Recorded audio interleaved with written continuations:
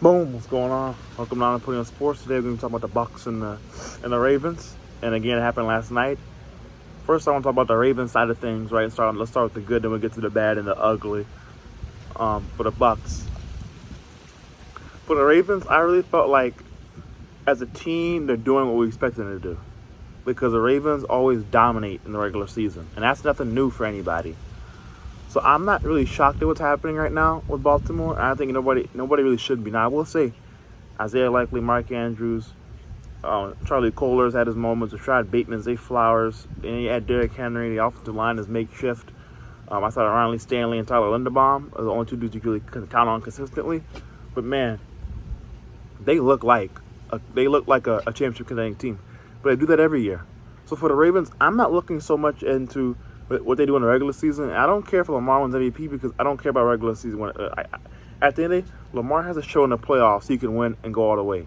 Because Joe Burrow's done it, Patrick Mahomes has done it. I mean, shoot, Jared Goff's even done it. He's had too many good elite teams, and they always fall apart in the playoffs.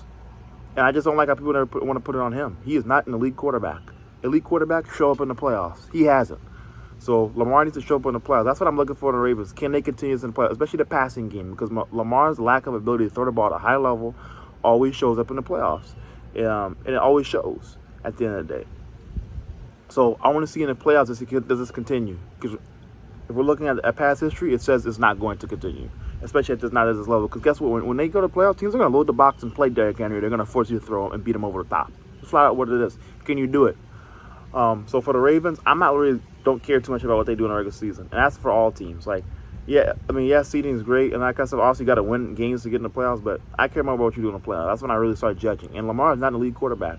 I say that right now.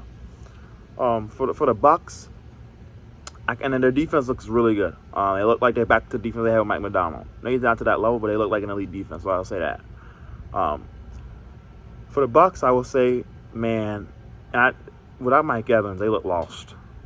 They need Mike Evans on, even though they have Trey Palmer and Jalen McMillan, who are going to be great guys in the future, and Chris Godwin, who still has a lot left on the table. I think, depending on what this injury does to him, might take a year or two off his career. We'll see. But I think the Bucs need Mike Evans and Chris Godwin to be able to do what they need to do. I think it showed last night. Because without Mike Evans, the offense doesn't look the same. Now, I would say Kid Otten balled, and he took blows. I never seen somebody take blows like that. He took blows last night. But they need Mike Evans to be a high-level offense at the end of the day. So the big thing for Tampa Bay is going to be how fast can we get Mike Evans back, and how fast can we get Chris Godwin back. And my next question is, I get trying to compete and come back, but why were the starters in the game? It's 43 seconds left.